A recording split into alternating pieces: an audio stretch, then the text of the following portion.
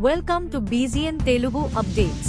ఢిల్లీ శాస్త్రి భవన్లో బొగ్గు, గనుల శాఖ మంత్రిగా బాధ్యతలు చేపట్టారు కిషన్ రెడ్డి. అంతకుముందు తెలంగాణ భవన్లో పోలీసుల గౌరవ వందనం స్వీకరించారు. అలాగే కుటుంబ సమేతంగా తెలంగాణ భవన్లోని పలు ఆలయాల్లో ప్రత్యేక పూజలు చేశారు. అనంతరం బంగ్లా సాహిబ్ గురుద్వారాను దర్శించుకోనున్న కేంద్ర మంత్రి కిషన్ రెడ్డి తెలంగాణ భవన్ బయట ఉన్న అంబేద్కర్ విగ్రహానికి పూలమాల వేసి వందనం సమర్పించారు. ఆ తర్వాత అమరవీరుల స్తూపం వద్దకు వెళ్లి కూడా నివాళులు అర్పించారు. ఈ కార్యక్రమంలో ఎంపీ ఈటల రాజేందర్తో పాటు పలువురు ఎమ్మెల్యేలు పాల్గొన్నారు. సికింద్రాబాద్ నుంచి వరుసగా గెలుపొందుతున్న బీజేపీ కీలక నేత, రాష్ట్ర అధ్యక్షుడు కిషన్ రెడ్డికి ప్రధాని మోదీ నేతృత్వంలోని బీజేపీ సర్కార్ కీలక శాఖలను కేటాయిస్తూ వచ్చింది.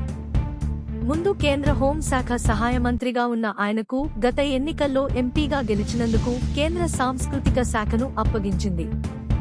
ఈసారి అత్యంత కీలకమైన కేంద్ర బొగ్గు, గనుల శాఖను కేటాయించడంతో తెలుగు రాష్ట్రాలకు మరింత ప్రయోజనం చేకూరుతుందని పలువురు భావిస్తున్నారు.